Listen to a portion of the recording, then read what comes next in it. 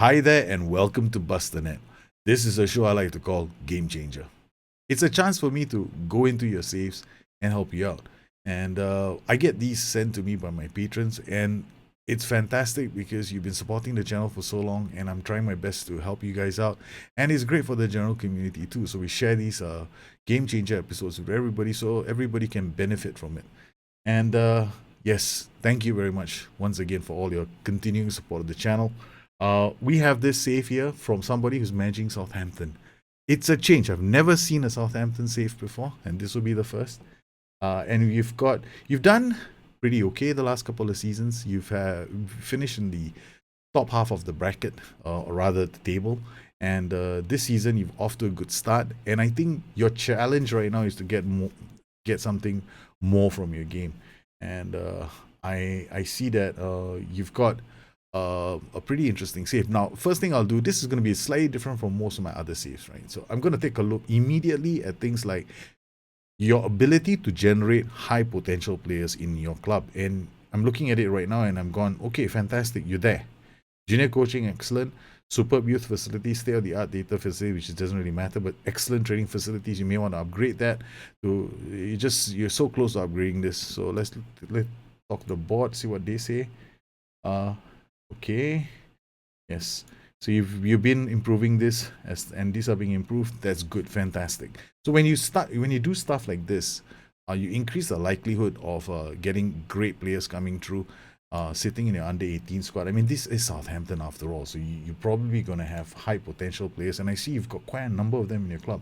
You've got at least two. I mean, I don't believe in looking at PA as a value. I like to play the game as it's meant to be, right? So if they wanted me to see the value itself, they would have given it to us. But this is the best way of doing it. It makes it more immersive in a sense. So I like this. You've got somebody here who's driven personality but unhappy with training. So why is he unhappy? This is very interesting because you've got him. He feels that the individual training he's been assigned to work on is not beneficial. This is interesting. That means he has expectations of how he wants to play. So here he's not happy being a defensive forward. That's basically what we are seeing, right? So he wants to play in a different position. Now, okay, when I'm looking at developing my players, I also get very worried when I go defensive forward. Let me explain why. Now, the defensive forward, if you notice, it's got very limited. It's very limited in the attributes that you're looking at. It's got acceleration, stamina, and strength, which is fine. Stamina and strength are gonna go up for youth players, right? So they will go up over time. Now he's got anticipation is already good. Concentration will improve. Positioning, teamwork, work rate. Work rate will go up over time as well. But there are certain roles that we can put him in. Now, for youngsters, I tend to like to. There's a long-term view, right? How do I want to play my tactics? So let's take a look now at your tactic. Okay, so we've got this set up, and you got a defensive forward up top. Okay. Fair enough. You set your tactic up with a defensive forward. You played a few tactics, and basically you favor the lone man, the lone wolf systems. I call these the lone wolf system. One man up top. Now, all right. There are many ways you can play the lone wolf. You can play him as F9. You can play him as a defensive forward. You can play him as a poacher. You can play him as an advanced forward. But the problem becomes, then you got to look for different kinds of strikers. So why don't you develop a striker who can be a general player? So you are going to be forced, this position here, the lone wolf, is either going to be the fastest player you can find who can break through defensive lines, and that only presents you with one tactical option. Or you find somebody who is like Bobby Firmino, like my Evran Cardenas. Or you can find somebody like my Alan McVeigh, who's in my Kingstonian Diaries. He's a youngster, he's very strong and very fast. So I kind of build play around him. You got to have a plan for him. So we look at it. We'll come to the tactics later. But here I would go, and when I'm looking at this player again, John English, I look at him and I go to his attributes. Well, there's a lot. He's going to take a long time before he's in the first team, right? So there's a lot of time for him to improve. So he's only 16 years old. Defensive forward, no way. You shouldn't be training him as a defensive forward. Let him train you can train him as a poacher. Okay, this will get his primary attributes of finishing, first touch, passing, off the ball. All these attributes will go up, right? You can also train him as a false 9. Then he gets these attributes going up. Now there's one interesting training as well that you can give him. You can put him out on the flanks, right? So what foot does he play on? So he's right-footed. So he can play with his left foot. So he's gonna come in from the right to score.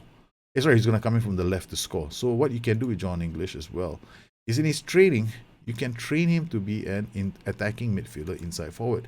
Now what we got is vision. Work rate will improve over time. You can do it two ways. The youth players can be given a combination of fitness training, which works on their work rate. So we go to the under 18s team now. We go to the overview. We go to the team training.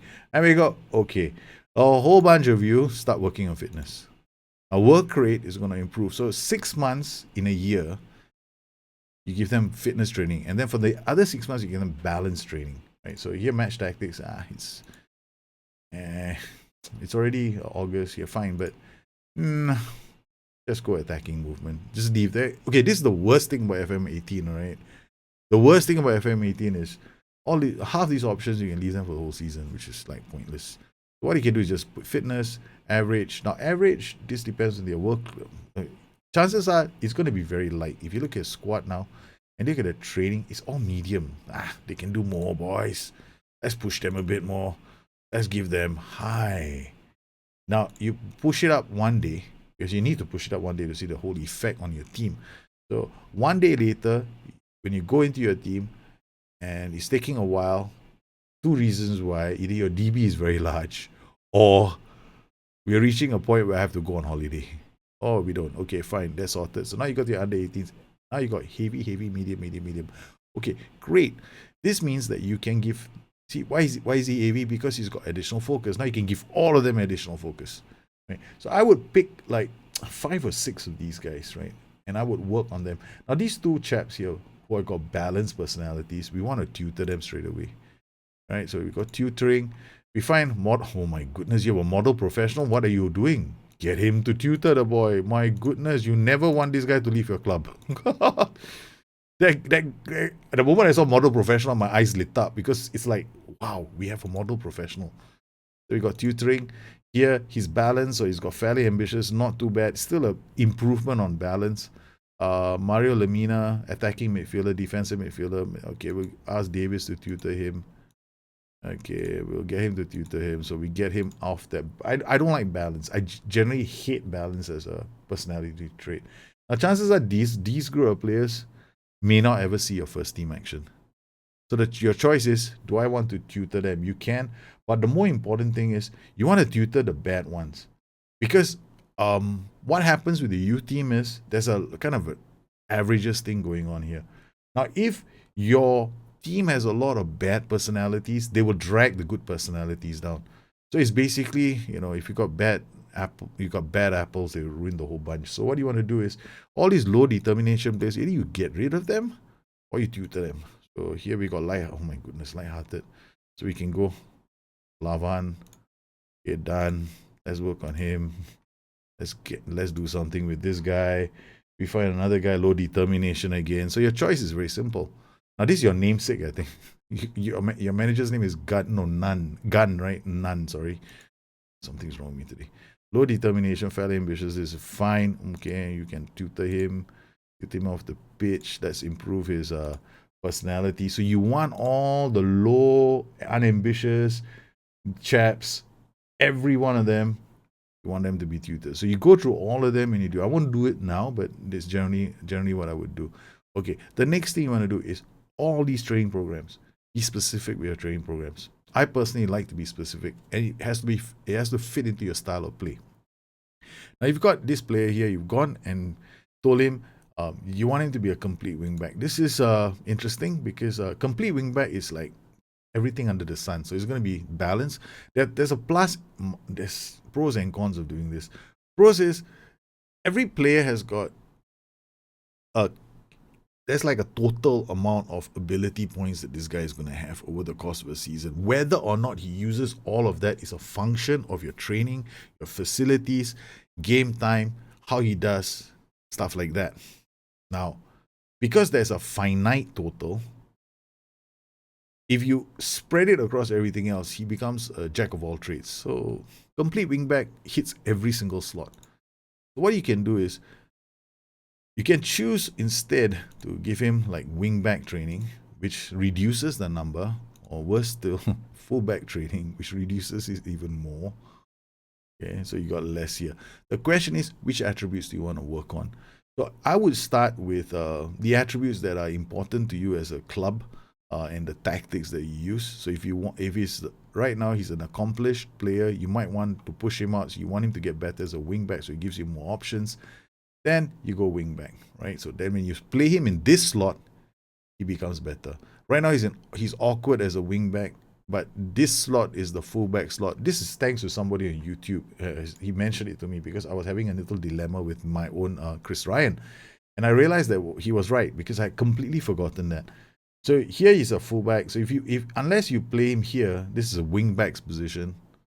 So you want to train him as a wingback, then you play him as a wingback, and c'est la vie, he gets better. Okay, now so we've done the training for some of your players. So generally, this is what you want to do for your youth players, and so you get the best out of it. So these two boys, 16 and 17, you're gonna have this situation called the homegrown rule because it's English clubs. Now, if you can get them to play in your first team eventually, it'll be good. So between these two boys, neither one can play in the first team. That's true. And if you're not bothered by their homegrown status, because this guy just is one season away, this guy is just joined the club. Yeah, he's one season away. So let them stay in the club until they're 18, and then after that, put them out on loan in good clubs or bring them into your first team and let them play. So this is basically how I would approach these boys. Now, in terms of your training for your main team, I've noticed you're on balance and average. Once again, let's take a look at the whole team. If you can see, everyone is a medium, and it's just the start of the season. So you've started the season, you're not exactly going for it, but I would definitely, you got all these on medium. You can't afford to jack it up, right? So either you do this, okay. This gives them less match preparation time, which is fine. Defensive positioning is okay. It's okay, but I personally like to win my game, so I'm more of an attacking movement guy. So it's really up to you. What do you want the bonus to be? You want the bonus because this lasts for 15 minutes when you start a game. So either you go for defensive position or attacking movement. That's my personal take. All right. I mean, it's your way of playing. Don't let anybody tell you how you should be playing the game. Just enjoy the game the way you want to play it. Shortlist, very interesting. You've done okay. You guys are doing it so much better than me. I mean, you guys must have been watching a lot of my shows because my shortlists are a mess right now. But this is fantastic. Don't forget that in your shortlist, you can actually have shortlists within shortlists. Okay, so you can have a shortlist here. You can have another shortlist. So you can have a few shortlists. So don't fret about this shortlist. You can create shortlists within shortlists. Okay, so this is what you can load a shortlist. You can import your shortlist. Yeah, and you can have different kinds. You can have an active and inactive shortlist. So these are cool ways of using this tool even more effectively. Okay, now let's take a look at your club and see how you stack up versus the rest of the league. This is pros and cons. It's out there. Comparison gives you a better idea. All right, defenders. I mean, I already play in the Premiership, but this is for the benefit of people who is seeing the show for the first time.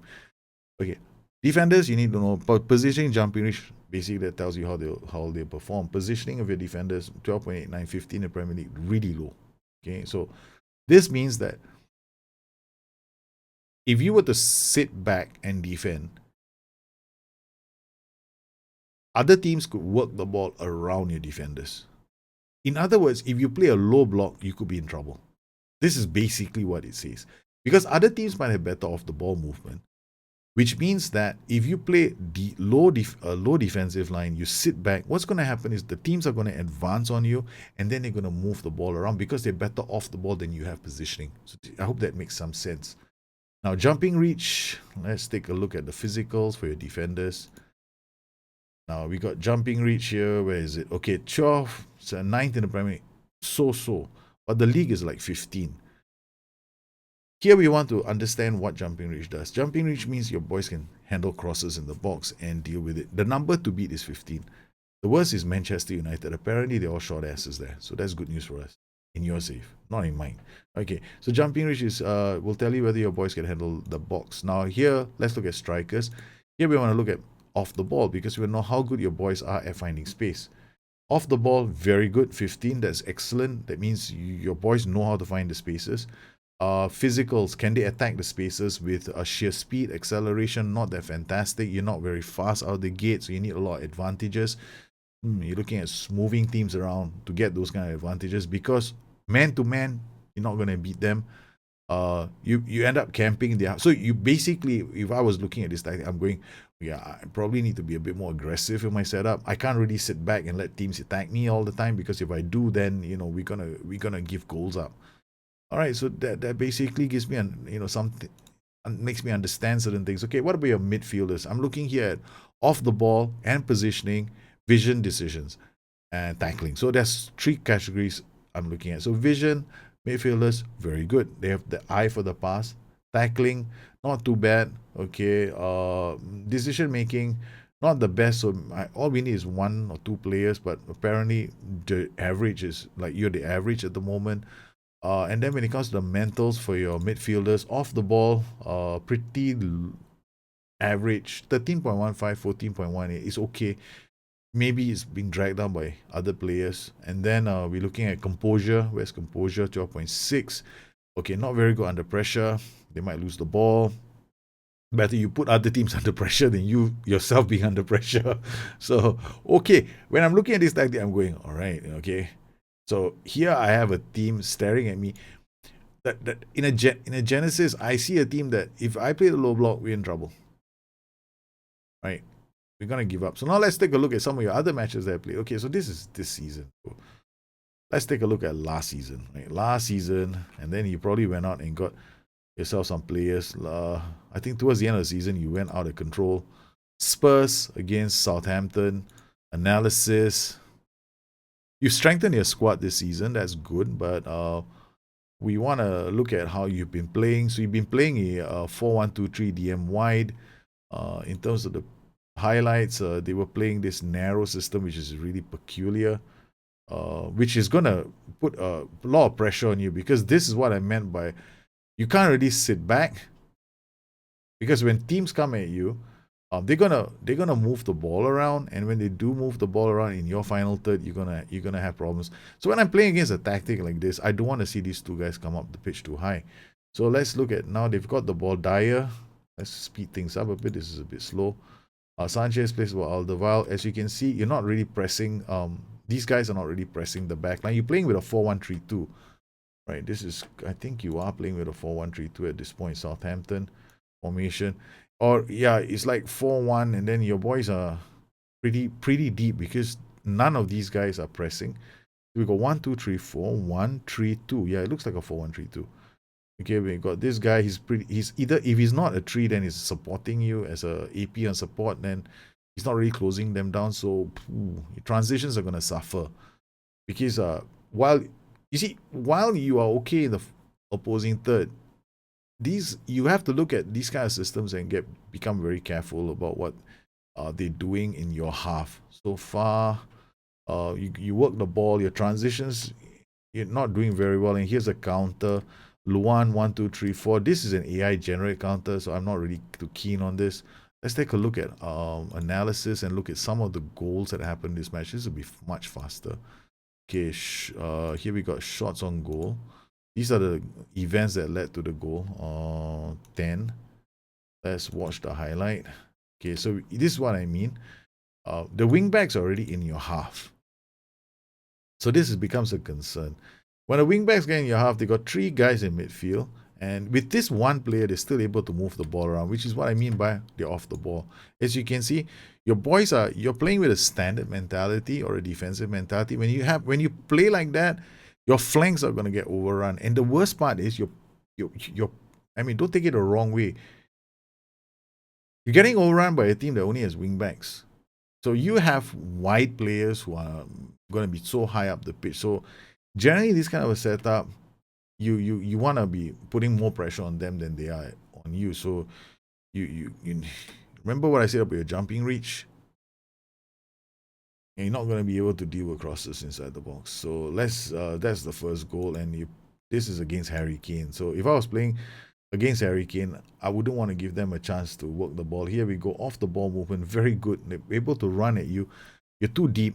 Most of the time, your mentality is too low. So this game alone is an indication of things. But I know that your second season has shown some improvement. You started the second season, you beaten Everton 3-2. But here, why did you concede 2 goals against Everton? Okay, Everton had a player sent off in the 58th minute. Sigurdsson had an own goal. But here, what we want to do is focus on what kinds of goals did they score. Okay, so we got Everton here with 2 goals. Let's watch the highlight, the 14th minute highlight, and try and identify where your weaknesses are. Let's not forget, okay, they have a throw in. You're 1, 2, 3, 4 inside the box. This is like a set piece. Defoe. Yeah, this is unfortunate. Set pieces are a pain in the ass. Okay, so we can rule that one out. Then we can look at the second one. Watch, this is a free kick. So 2 set pieces. Doesn't tell me very much. We've had some very good results prior to that. Brighton 1-0 home win again. Was this 14-6 team stats, shots on goal by Southampton, shots off target. My goodness. Okay, when I see this, it's not a good sign. I hate this kind of setup. I personally, if this was to happen to me, it's not good. Because you got no shots inside the box. I mean, these are all blocked. So it's a sign that your systems, while they are okay, they can be a bit more you should try and make them a bit more aggressive. One of the downsides of using a defensive forward is that he needs support. Now, if I'm looking at this tactic alone, I see a defensive forward, I see an inside forward, I see an AP on support. The defensive forward is going to play the balls, but he's not going to have a lot of time on his hands. When he has the ball, these guys are going to be very far away. You're playing a control fluid, hoping that you get more players involved in the transition. But the problem here is you're not going to create space for your players to attack. So what I would be looking at doing would be to try to force a situation where we can keep the ball but move aggressively through the tiers and get more players involved in transitions with this tactic. And that would mean here we have Mazzala and inside forward. They're both going to use the same space. So when a Mazzala comes here, the inside forward is going to occupy the same space. If that's your intention, then this player has to bomb down the flanks and become an outlet. So it's a much more aggressive system. However, I don't think you had that set up. You had a fullback on support initially. What this means is that when the fullback is never going to support this move. So you're going to have players congesting the area, a defensive forward passing the ball back to them, and nothing's really going to happen in the final third.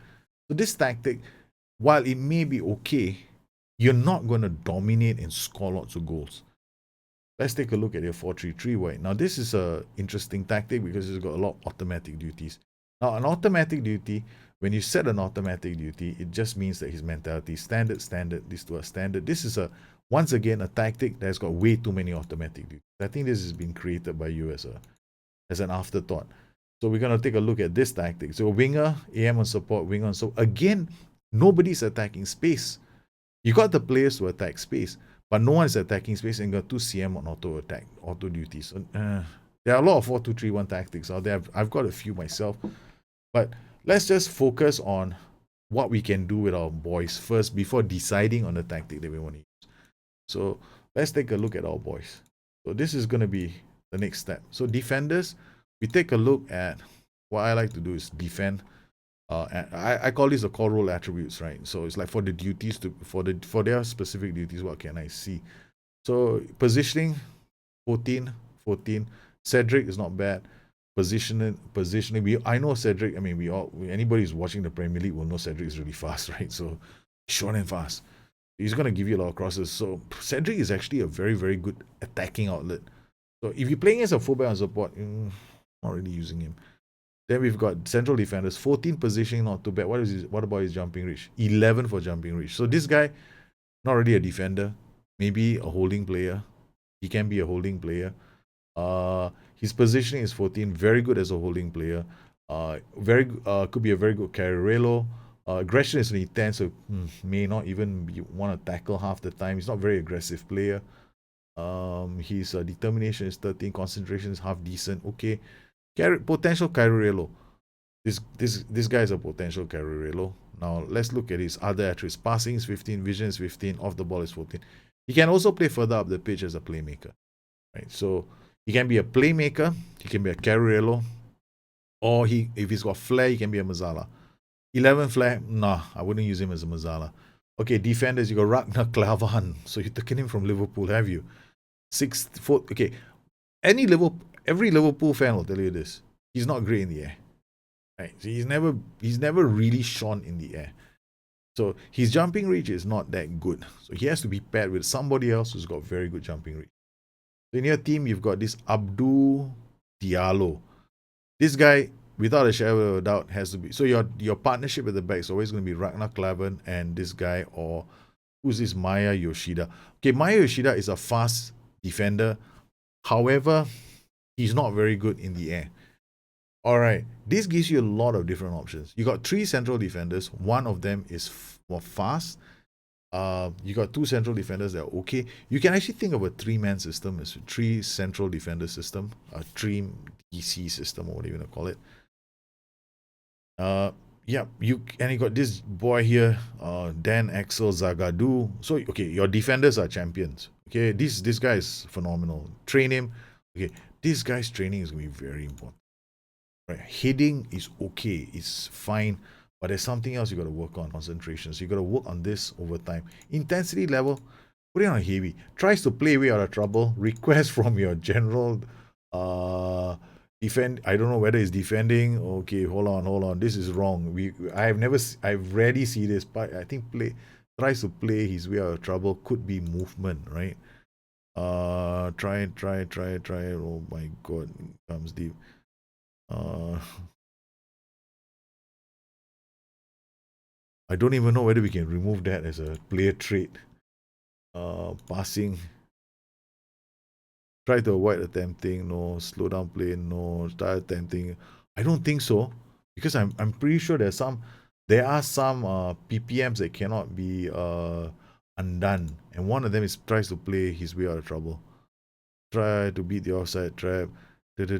To start attempting, trying to knock the ball, time a minute, get into the opposition live rate. Nope. Okay. This is gonna be this tries to play way out trouble. If he's gonna be doing this, okay, his decision making has to go up. Okay. And stop bringing the ball out of defense. Stop trying to play his way out of trouble. Start playing on that. So get him off this. Okay.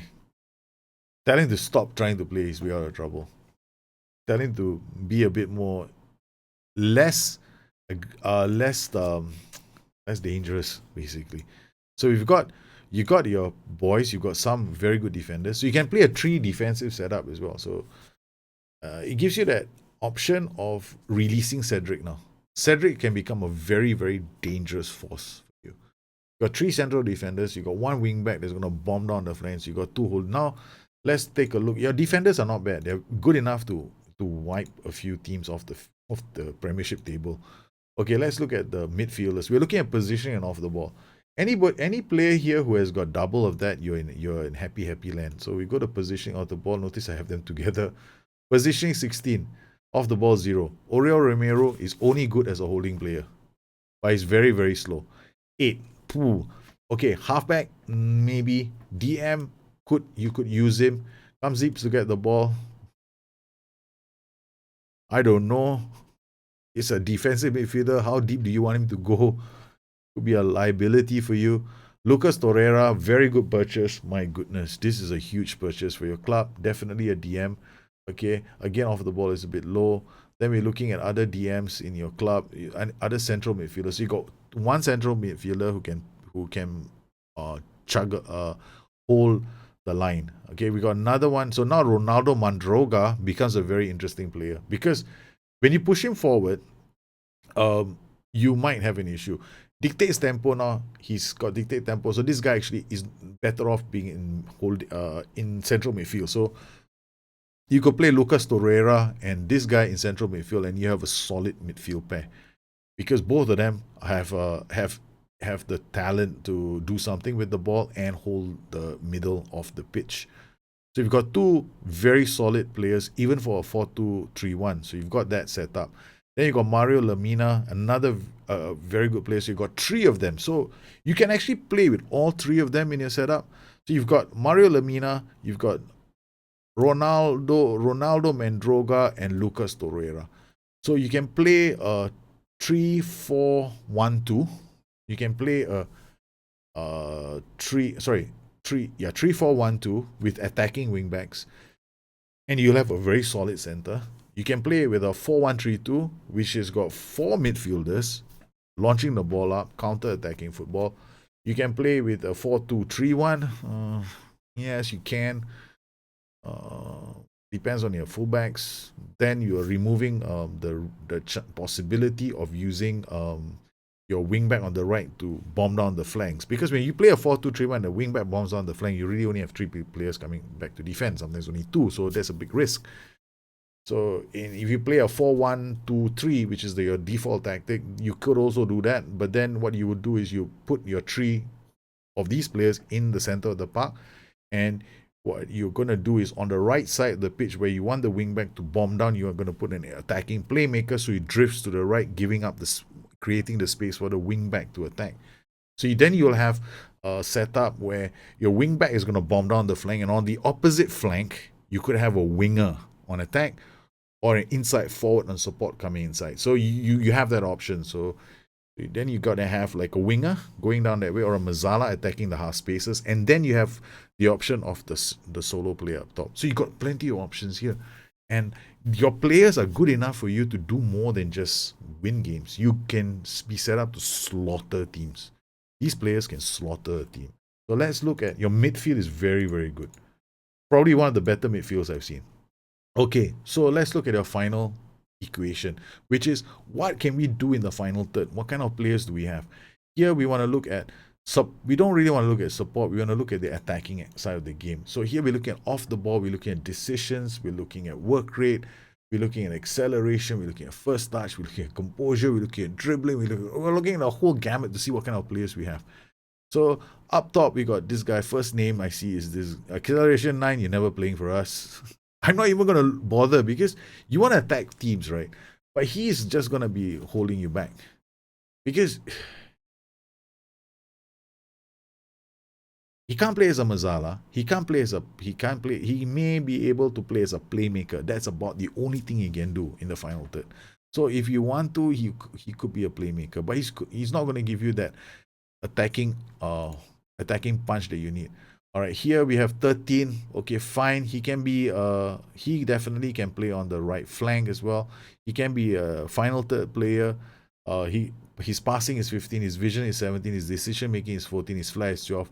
He definitely can play as a playmaker. He's got decent balance. So James Ward-Prowse can be the guy on the right, looking to create that kind of chaos in the final third. So he's the chaos.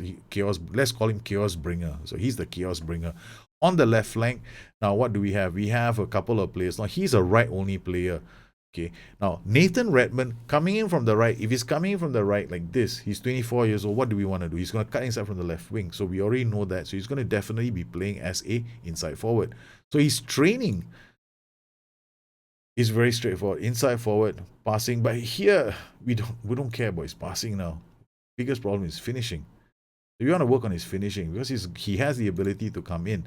So you want him to improve his finishing. Then we got this guy called Nicholas Barella. Okay, he's pretty much an average player. Probably has got more potential than we know of. So he can be the understudy of Mr. James Ward-Prowse on the right flank. Then we've got strikers like Shane Long. Okay, Shane Long is going to break into space and score goals for you. He will not be able to hold up the ball for you. He's always going to try and break traps. So he is not going to be your defensive forward. You don't have a defensive forward in your team. Okay, then we got Fabian Rees, who's injured. Again, this guy, jumping reach is only 13. Can't play as a defensive forward. Very good at moving the ball around. Very good at finding space because if he's off the ball.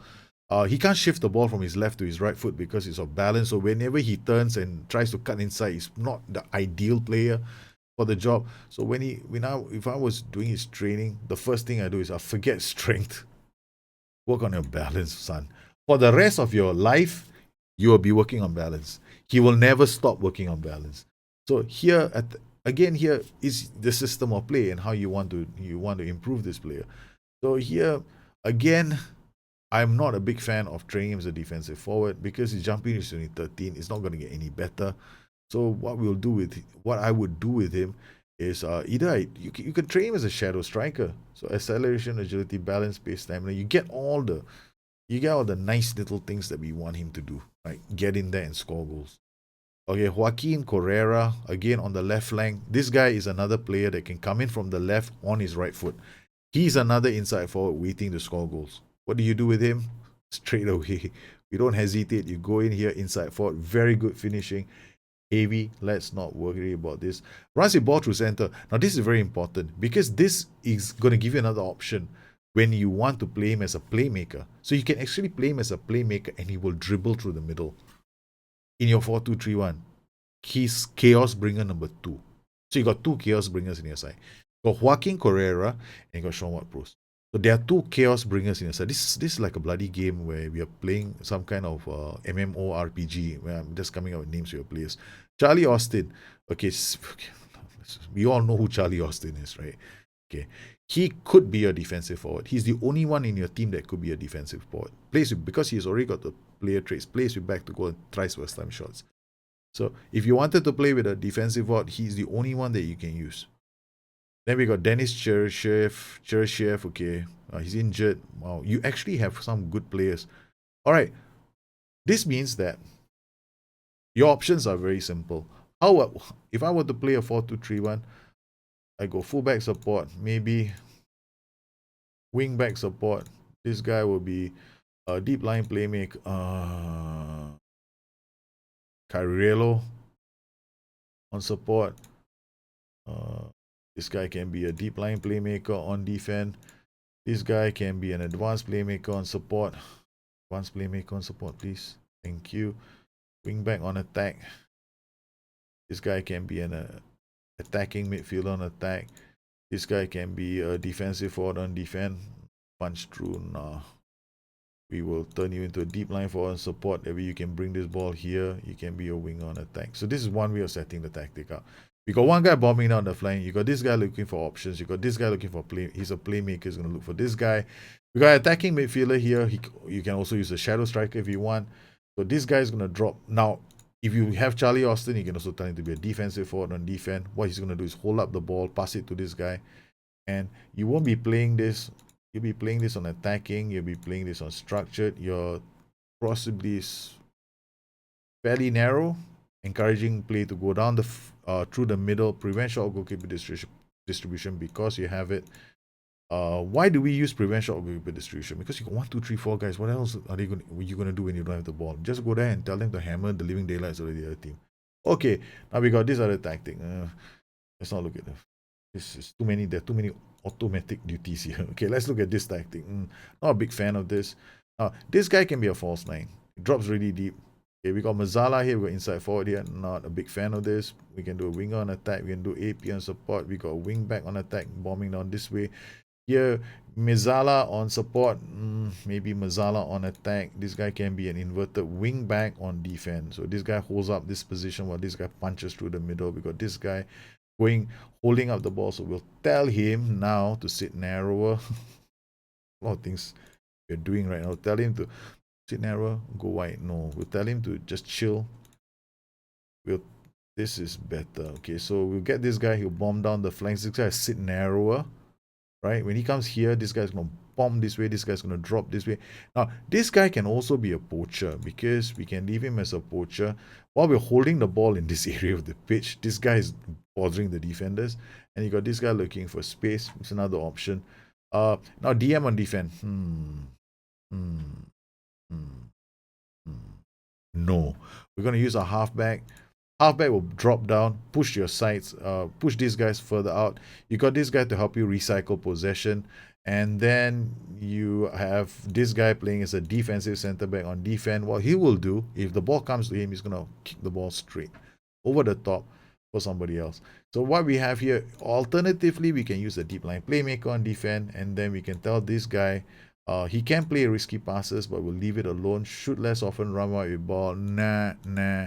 Let's leave that alone. Let's not do too many things. We can tell this guy to close down more in the opposite half. We can tell these guys to close down more, mark tighter, tackle harder. We can tell these guys to close down more, mark tighter, tackle harder. What am I doing? I'm creating havoc in the final third. Move into channels. Why am I asking the poacher to move into channels? Okay. When he looks, he's gonna play simple passes, or he's gonna look this way. So he's gonna pass the ball to one of these two, or he's just we could also play him as a defensive forward. But either way, all right. Personally, I like false nine the most, or trequartista. Okay, the roles I like false nine, trequartista, deep line forward on support. Why deep line forward on support? Because he will look for through passes. It all depends on the movement I create and the teams I'm playing against. So this is one.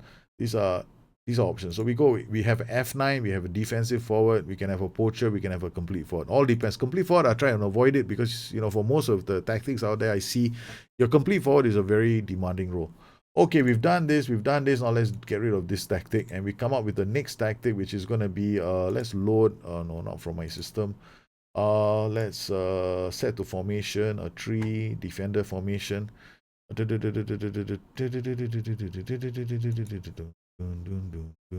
Okay, so we got just went into my my mode.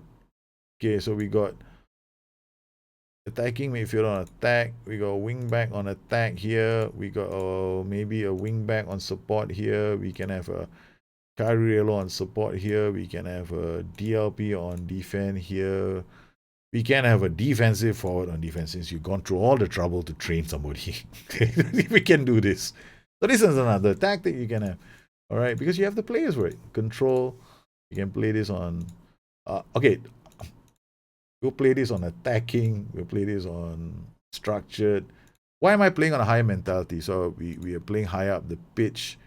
You can actually do this. You can go wide. Wider, what does wider do? Gets your fullbacks into play. You can go narrow. It will use your central attacking patterns a bit more. Play our defense, will ball into box, prevent short goalkeeper distribution. And done. So we have created 3 different tactics. Will this work or not? I don't know. We're going to play a game to find out. So join me after this short little adventure, and I will be back very soon with how those matches turned out. And I will feature all 3 tactics. For our matches, 3 wins, 3-0, 4-1, 5-0. First tactic to be used against West Brom was a 4-2-3-1. Huddersfield, we used my tactic and now called Chaos Bringer. And Peg Zola, we used the 4-3-3. So let's look at the tactics first. So we got 3 tactics. So these are the 3 tactics, right? I'm just going to mouse over very quickly all the instructions. Moving the chance, close down much more, AP and support. I mean, most of these tactics are out there in my book in one form or another. Okay, so Carriello, Mazzala, DLP on defense.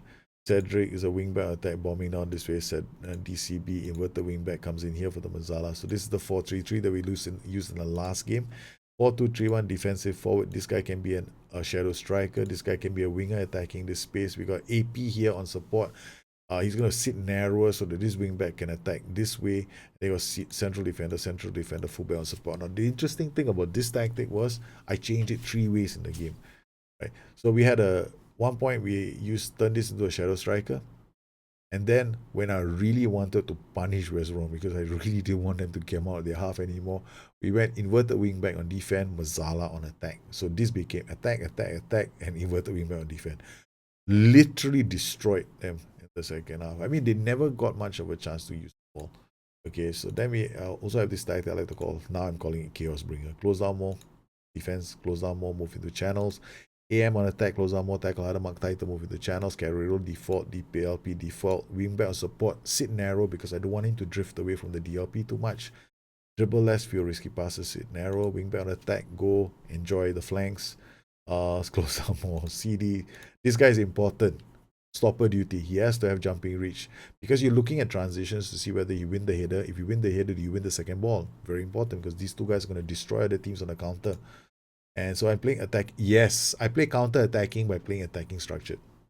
Go figure. Most people will tell you it can't be done. I'll tell you it can be done all the time. The team will be playing attacking football. They lose the ball and then you hit them on the break. Shouts, play out of defense, work ball into box, push high up, use offside trap, prevent shot goalkeeper discipline, play with much narrow. This is like almost like a Liverpool style of play where they have a very attacking mentality and they go, hit teams on the break. So here, this game, first game against West Brom, we did pretty well. Our shots, if I were to analyze our shots, all inside the box, very nice. And we look at our goals. In this game, we used the 4-2-3-1. We changed it a few times. Here, we got him playing as having played as a fullback. I think at this point, he became an inverted wingback. And then we changed this guy to Mazzala as well. We were controlling the game so much. I wanted to tweak it and get more out of it and, destroy West Brom. We never gave them much of a look in this game, so they struggled to get the ball out of their half. We literally just set up shop because when you play a 4-2-2, you got to remember it is an attacking shape. If you play it on control, you play on counter, then you're inviting a lot of pressure. So we didn't allow that pressure to develop, so we played it on control structured. We also went to control fluid. And we also changed the roles slightly as the match progressed. We started with this shape, and you can play this in so many ways. But this guy is important. This guy is important. This guy can be a shadow striker. This guy can be turned into an inverted wingback at any time, so that we can release this player. He can go as a DRP on support. You can play with a Mazzala on attack as well if you wanted to. Okay, now second match we played against Huddersfield here. Again, this tactic was, chaos bringer. Huddersfield had these were their shots, right? These were Southampton's shots on goal, shots off target. Then we hit the woodwork twice. They saved so many shots inside the box. Basically, this was chaos inside the box. There was I would hate to be defending. And it was end-to-end action. So every time Huddersfield would have more possession, they would have midfield possession for the majority of the game. But every time they had their midfield possession, they'd be in trouble. Here, Cedric goes down the flanks. He wins the ball. But every time they attacked us, like this sequence shows you, we just hit them on the break, long breaks away, and then bang, we get another goal. So we just invited them. We gave them the ball and just say, okay, use the ball in midfield. And they tried to build the play up. And then we're there, heading again, Redmond. If we lose possession of the ball, it's a very quick counter press. They attack us inside the box. They managed to, they did manage to get one goal. This is when I turned my wingbacks on defend duty. When I put my wingbacks back on attack duty, it was a different story. They just couldn't respond. So whenever I play against, if I face a 4-3-3, which is very attacking, then I might take wingback defend, AM on support. So that's one of the options you have with that tactic. Now in the last game against Pek Joala, again here, another match. Here we were using the 4-1-3-3. As you can see, a lot of shots inside the box. So we got shots on goal inside the box. These are literally all inside the box. A shot saved inside the box. We have 1, 2, 3, 4, 5, 6, 7, 8, 9. 9 shots outside the box. We're not even looking at the block shots yet. So 9 shots out of 11 shots on target. In this match, because we're using an inverted wingback on the left flank, you can see the inverted wingback. We completely control this match. Again, Correra and Ward-Prowse are chaos bringers. Torreira played this pass to Lemina. Look at what Torreira does. Comes exactly in the box. Gave us the early lead. And then our second goal of Ward-Prowse, releasing Cedric. Because this is how we want a lot of the assists to come. Cedric down the flanks because he's got such great acceleration and crossing ability. Shane Long scores the second goal. And then we had brought Correra on. Mandragora to Correra. True pass along. Well, not really a true pass, a direct pass along, and he scores Okay, fine. But it was the next pass from Torreira that was very nice. Chain Long with the ball, plays out to Torreira. Torreira now plays a beautiful pass to Long. Long cuts inside, scores. Torreira and Shawbot Pros are chaos bringers. I would play one or the other in this system. I don't necessarily have to play both. Here, you won this match 5-0. So, pretty happy with your performances. So, once again, I'll just click through all these settings so that you guys can grab them if you need to. Naturally, you can pause the video. Wingback, short list. I'm not going to be uploading these tactics. They are already in the book in one form or another. So, you just have to tweak them. Tackle ladder. Then we got this 4-2-3-1 that can be changed in so many ways with this inverter wingback or DLP on support. And finally, Chaos Bringer. Well, that's 3 wins out of 3. Well, I hope you enjoyed this edition of Game Changer, and I hope you found this tactics useful. I kind of enjoyed using your team. Your team definitely has a lot of potential. This team is definitely a title winning squad, or at least a top 3 side. And you look at your preseason friendlies as well. You've done the right thing. You try to see how you gauge your side as well. This side can definitely win the title, or at least come close to it. Well, I hope you do that, and I wish you the best of luck. So you guys take care, have a good one. If you have any questions, look me up on Twitter at Bustthenet or addicted2fm.com, my website. Once again, I'd like to thank all my patrons for their continued support of this channel. You make these kind of shows possible for the rest of the community. You guys take care, have a good one. I'll see you again soon. Bye-bye.